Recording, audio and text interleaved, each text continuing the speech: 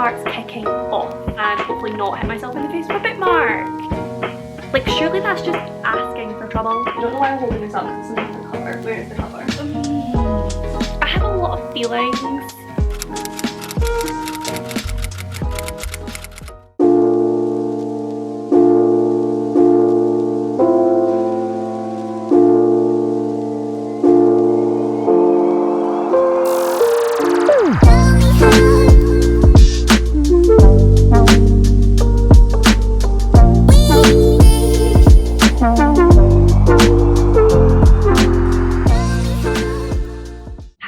Welcome back to my channel, or welcome if you are new, and welcome to another weekly reading vlog. For this week I have one main priority, and that is to read The Night She Disappeared by Lisa Jewell. If you know me, you will know I am a huge fan of Lisa Jewell. I really enjoy all of her thrillers. I think I've read 4 of them now, I want to say. This one is her newest release and a lot of people are saying it is her best one yet, so I am hugely excited to start it. I am slightly concerned that I have built my hopes up too much and that my expectations are going to be too high now that I'm reading this because I've heard such good things, but hopefully that will not be the case and I will enjoy it just as much as I've enjoyed the others.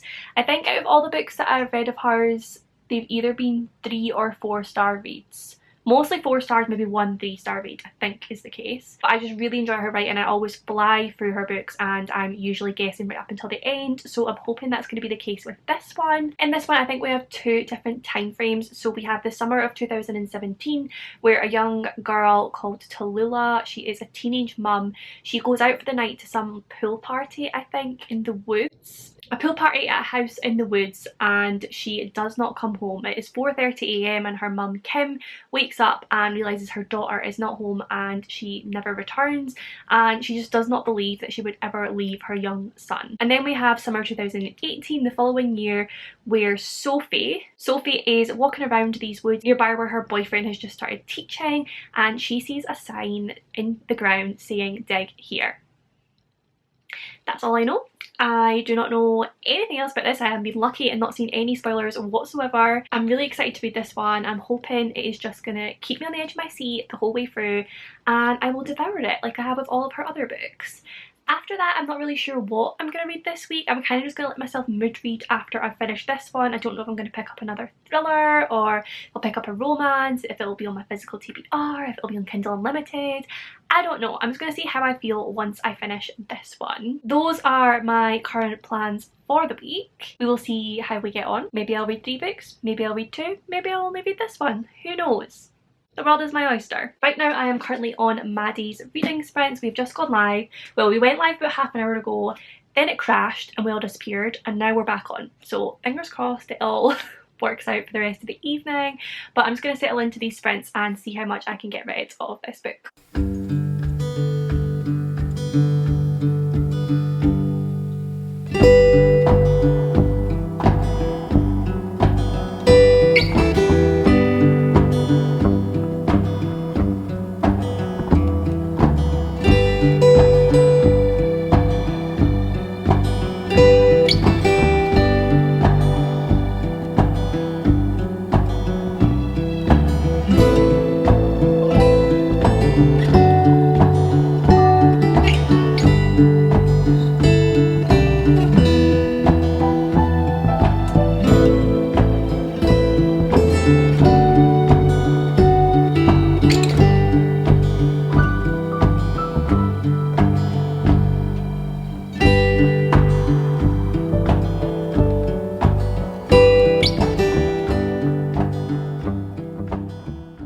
Hi friends, so it is now the next morning. I'm coming to you right now from my mum's car. She offered to take me for a little drive just to get out of the house for a bit since I'm not really doing much at the moment. I can't really get out and about that much.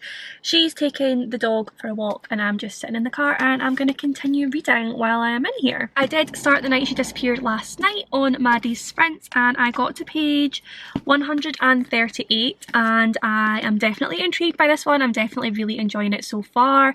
We actually have 3 timelines. So we have the summer of 2017 where Tallulah and her boyfriend Zach go out for the night to this party. Well, they actually go out on like a romantic date, just the two of them to begin with, and then they end up going to a party of sorts afterwards. We have Kim, the mum, obviously waking up, they've not come back, and her trying to find out where they are, doing some digging of her own, starting an investigation with the police, all that jazz. We then have like a few months before that, from Tallulah's perspective before she goes missing, and what was sort of happening in her life that led up to this. And then we have summer 2018, the following year, where Sophie has moved into this little cottage beside the Maple School, or Maple House, with her boyfriend, 'cause her boyfriend is the new head teacher there, and she finds this sign, as it says on the back, that says dig here, very, very close to the little cottage that they are living in. She is also a writer, she writes like detective novels, so when she realises there's this sort of unsolved case in the town, she starts doing some digging of her own and some investigating of her own, and she's starting to find things out. It is really interesting, I'm really enjoying it. It gets slightly confusing, I think it's just me, because I read some last night and I read a tiny bit this morning, and I think you need to read this one quite quickly because you kind of start to forget who knows what. So like Sophie just discovered something that we already knew, and I was like, oh wait, I thought we already knew that. And then I realised it's because we know it from another timeline, but she had just discovered it. If that makes sense. So yeah, I need to kind of like keep on the ball with that. It's definitely not too complex, that was just me being silly, but yeah, I think it will definitely be more effective if you read it quicker, just because you'll then remember like all the different timelines and what everyone knows. Obviously I'm only like a quarter of the way into it. Well no, I'm over a quarter of the way. I'm approaching a third of the way through it, and so far I have absolutely no idea what has happened to Tallulah and Zach. There's some sort of like suspicious things happening, there's some suspicious characters, but we don't know fully everything about them yet. So yeah, I definitely need to keep reading, try and work out what's going on. So I'm just gonna go ahead, get myself comfy in the car and read a little bit more of this while my mum walks the dog.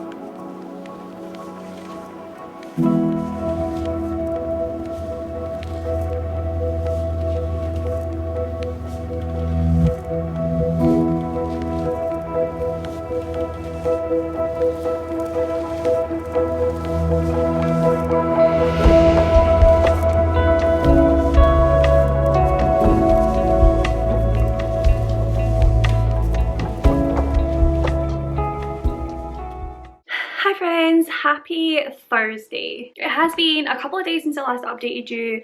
I have not been feeling too well, just with my current health sitch, but I have been reading some more of The Night She Disappeared. I'm now on page 326. I think I've got about 130 pages left of this one. I'm definitely really enjoying it. I would say that the first half is quite slow, not like boring slow, but just slower paced, more sort of like getting to know the characters, getting to know the background, getting to know these three different timelines, that whole vibe. I don't know if it's actually like a conscious decision on Lisa Jewell's part, just because in the first half there's this idea that the investigation is sort of winding down. It's been a year, they've not had any new evidence. Will they ever find Tallulah and Zach? So I don't know if she's kind of trying to mirror that in the slower pace, this sort of idea of being like lost, not really getting anywhere, everything feeling quite slow, and basically Kim, the mum's life, just sort of coming to a standstill. However, once we get to the middle of the book, it starts kicking off. We have had so many reveals, there's all these new developments coming to light. There's a couple of things I have like openly gasped at, and Brandon's just been sat there laughing at me while he plays his Xbox. I have no idea where this is going. I have like a few very vague theories of things that could have happened or could be happening, but I definitely have nowhere near having the full picture. But I'm so excited to find out what the full picture is. I really do trust Lisa Jewell to bring everything together properly. If it was another author, I'd kind of be thinking right now, where are they going with this? Like, are they gonna wrap this up properly? But I trust Lisa Jewell, she is my gal, so I'm thinking this is going to be a really, really good read. There's also some really interesting discussions of sexuality in here, which I was really happy to see in a thriller. I often think that that's something that's kind of missing. Probably just the thrillers that I'm reading, but I need to find more thrillers with like better, more diverse representation, and this one definitely does have that. And I also think it's being done in a really interesting and poignant way, and it's definitely really adding to the story as well, so I definitely appreciate Lisa Jewell for that. But yeah, my plan is to finish this probably not tonight because we are babysitting Brandon's little niece, so not much reading will probably be getting done tonight, but I'll definitely be finishing this tomorrow at the latest, so that I can then move on to a new read for the weekend and hopefully finish that as well. I am doing some Sunday reading sprints, so I'll be reading all damn day on Sunday, so I definitely think I can get through another book after this one. I'm not sure what I'm going to pick up yet. I'm kind of thinking maybe another thriller, but I've not quite decided. I've actually just finished shooting some content for a box of stories, so I might pick up one of the books from in there because I actually got the crime, mystery and thriller box this time, and some of the books in there sound so good, and they're quite short as well, so maybe I'll pick up one or even two of those. That might be quite good. It's all up in the air at the minute. Right now, I definitely need to go and edit that content for a box of stories. It has been delayed due to my health, so I'm going to try and get that done, get that sent off just now, get all that done before Brandon comes back with his niece. But I don't think, we might not be getting her till a lot later, so there may be a chance that I can actually finish this before she comes. We'll see. We'll see. I will give you an update at some point and hopefully not hit myself in the face with a bookmark. I've also started receiving Amazon parcels, which I'm gonna assume are birthday presents since it is my birthday in like a week and a half. So I'm thinking what I'm gonna do this year is probably just like keep them all, stack them up beside my bookshelf and then do a little unboxing for you guys. Although it's gonna kill me not opening these until it's time. Hi guys, happy Sunday. So I completely lied the last time that we spoke. I've had a couple of really bad days health-wise, so I really haven't been doing any reading at all. I just have not been able to. So I am still yet to finish The Night She Disappeared.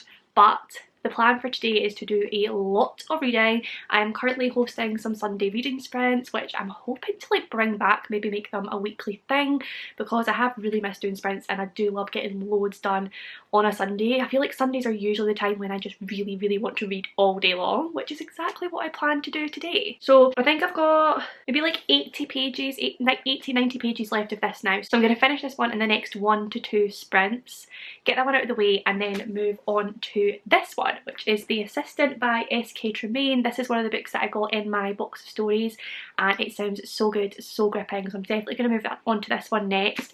I'm pretty sure it's only like 350 pages long and the font is quite big as well, so I'm hoping I could read the entirety of this today. That is my plan. But yeah, first of all, I need to finish this one. It is definitely all kicking off now. It is getting so fast paced. All the chapters are getting really short. There is reveals happening constantly. There's little things coming out. I feel like I kind of have an idea of where this is going, but I still don't know how it's all going to properly be wrapped up. But I cannot wait to find out. I've really, really loved the character development in this one. Again, I feel like this is a really clever thriller because a lot of thrillers I feel like you don't get good representation, as I've already mentioned, and also there's not that much character development. It's usually like more plot driven, if that makes sense. Whereas this one, our main character Tallulah, I have loved seeing her journey throughout this book. There are some really big questions in this, like some really random things that have come up and I don't know how it's all going to fit together. But yeah, I'm so excited to continue this. Like I said, I'm just on my Sunday sprints just now. I've currently got Pris, Chloe and Ro joining me, so we're just having a lovely time. It feels so weird hosting sprints again though, because it has been like 4 months since I last hosted sprints, which is ridiculous. I cannot believe it's been that long. I've missed it so much. I'm having such a good time, and yeah, I just can't wait to read all day long. It's currently 12 and I think I'll probably go until like tea time. Definitely finish this one and start this one, and then probably even if I come off sprints I'll probably continue to read this in bed and hopefully finish it tonight. As planned, we will see how it goes. I will get back to you when I have some sort of update.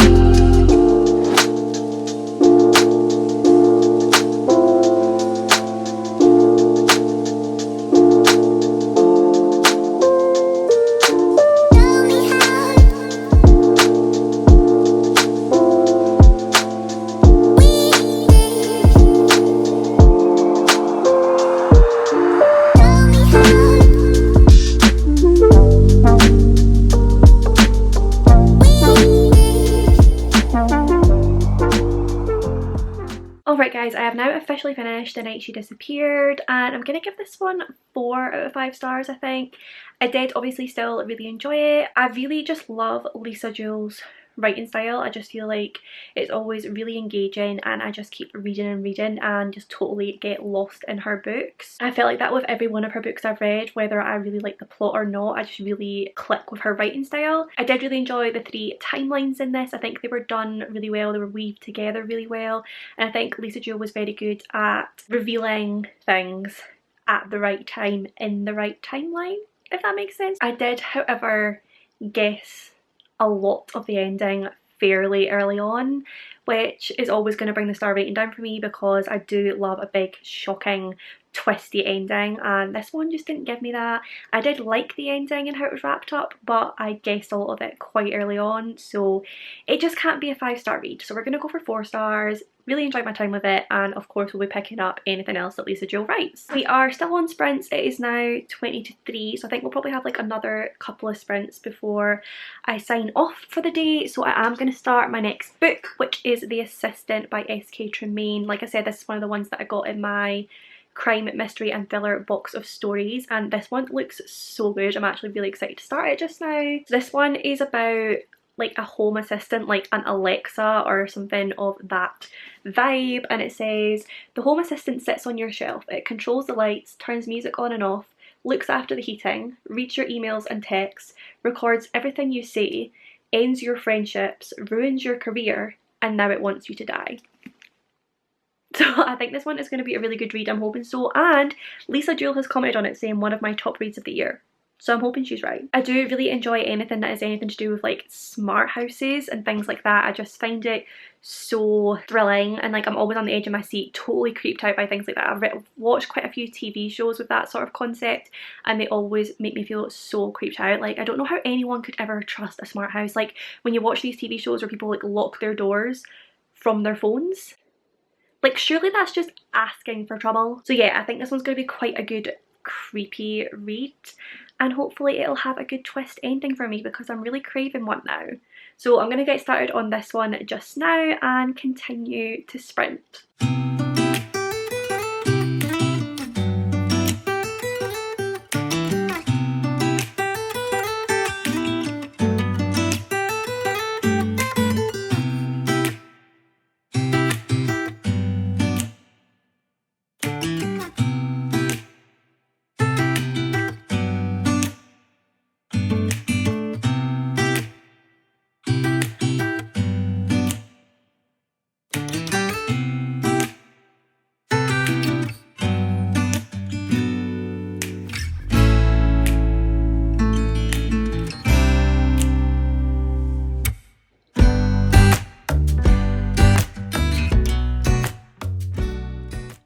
Hello, so I have literally just finished sprints on my channel. It is like 5 o'clock or something now. I think everyone is heading over to Christy's channel to continue the fun, but I think I'm done being on the internet for tonight. We'll see. I might change my mind later, but for now I'm done. I did read quite a bit of The Assistant. I'm now on page 124 of this, and I think it's only like 350 or so pages, so I'm basically half. No, I'm not. I'm not basically halfway. I'm not too far off halfway, but it is, when I first started it I was a little bit concerned because it seems like it was going to be one of those is it mental illness or is it real ones, and I think that those are so hit or miss and they can be done so badly, particularly with the representation of mental health. So I was a little bit concerned, but it very quickly got a lot better. So we're basically following Jo. I don't know why I'm holding this up because it doesn't have the cover. Where is the cover? Here we go. So we're following Jo, who is living in the spare room of her friend's flat in Camden, but her friend tends not to be there and stays at her fiance's instead. So she's basically living alone. She is divorced, she is a freelance journalist, so she works from home, so she's basically stuck in this little flat most of the time. And this flat has a number of like Google assistants, so there's like Electras and home helps, like loads of different assistants basically in every single room. And recently they have been malfunctioning. And they have been talking to her and saying, I know what you did. I know what you did to this guy. Do you remember the blood? Like things like that about something that's happened in her past. And then they started like, she went out one night and she came home and there was all these people crowded around the window of her flat, and then basically the lights were turning on and off constantly, and apparently it had been happening for hours. The assistants also keep playing this song that was playing at the time when this event happened in her past. It was very traumatic. So they are basically like turning against her. And at first it was kind of a question of, is this real or is she like dealing with schizophrenia? Like are these talking to her? This like, is this all in her head? Because her dad had schizophrenia and he used to think the TV was talking to him. So she was concerned about that, and that was when I got concerned, because I thought we could be going into the realm of bad mental health representation here, but it seems to have gone away from that a little bit now, and it seems to be more, is someone messing with me, which is what I think is what's going on. We've mostly just been from Joe's perspective, but we're now getting a couple of other perspectives as well, so I'm hoping we're going to get a more like rounded idea of what is going on here. But I'm actually really enjoying it now. I do not want to put it down. It is really creepy and sinister the way these things are going on in her house and whoever is possibly messing with her. At the moment I have absolutely no idea what is going on. I do think it has the potential to still go in a bad direction, but at the minute I'm really enjoying it. Like I said, I don't want to put it down. I'm hoping to read a lot more of it tonight, possibly even finish it. We shall see. But for now I need to get some food. I think we're considering getting a takeaway, but we haven't completely decided yet. But yeah, I need food, so I will speak to you later. Hi guys, so it is now the next day. It's Monday and I'm just coming on to finish off this vlog. I did end up finishing The Assistant this morning. I read most of it last night. I think I had about 100 pages left to read today, and I'm confused. I honestly have no idea what to rate this book. I'm gonna have to sit on it for a bit because I have a lot of feelings. On the one hand, I thoroughly enjoyed this book, could not put it down at any point, like just wanted to read and read and read. The only reason I had to put it down was because my eyes were closing because I was so tired, but I did not want to stop reading this book. It was intense, it was dark, it was chilling, creepy, like all the vibes that I want from a good thriller, and it really had me on the edge of my seat the entire way through. The whole concept of technology I found hugely interesting. This idea of the power of technology, the dangers of technology, particularly when it comes to things like AI and how dangerous that can be, teaching technology to learn things itself and how scary that can become. It was kind of Black Mirror-esque at times, so I did really enjoy that aspect of the book, and I always enjoy reading about that sort of concept. I thought the writing style at most times was really well done, particularly because most of it is from Joe's perspective, and as she does get more and more like paranoid, scared, possibly mentally ill, the writing style is done so well. Like it's very like rambly and chaotic and totally illustrates the thoughts that are going on in her head, almost like stream of consciousness type vibes. I thought that was done so well. Sylvia Plath is mentioned a lot in this, and I love Sylvia Plath, and I do think there are some points that are very Sylvia Plath-esque, and I think some of the things that were said about her and her relationship to this book was very pertinent. The whole idea of isolation feeding into mental illness and mental illness leading to isolation, and the whole interweaving of those two things. I usually enjoy any sort of discussion of mental health. I do think it is really important that we see more of that, and I do usually find it interesting. One of the things that I found infuriating, however, throughout this book is that there are things that are being done to ruin her, like emails being sent to people that are clearly not her. It infuriates me that no one wants to help her in this book. Like, most of the characters are just deeply hurt by the things she has supposedly said or not said. We don't know. I'm not going to tell you what the ending is.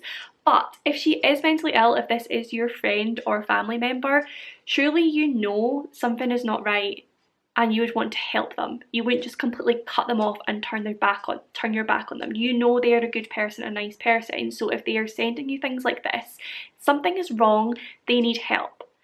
So the fact that so many people turn their backs on her in this, just, absolutely angers me so much. Like, I know it was like a huge plot point and she did need to be isolated and that was a huge part of the book, but to me, I mean, it's not realistic in my eyes. Like, my friends and family, I would like to think, would never do that to me. And if not, it's just infuriating that there are people out there who would never want to help their friend or family member.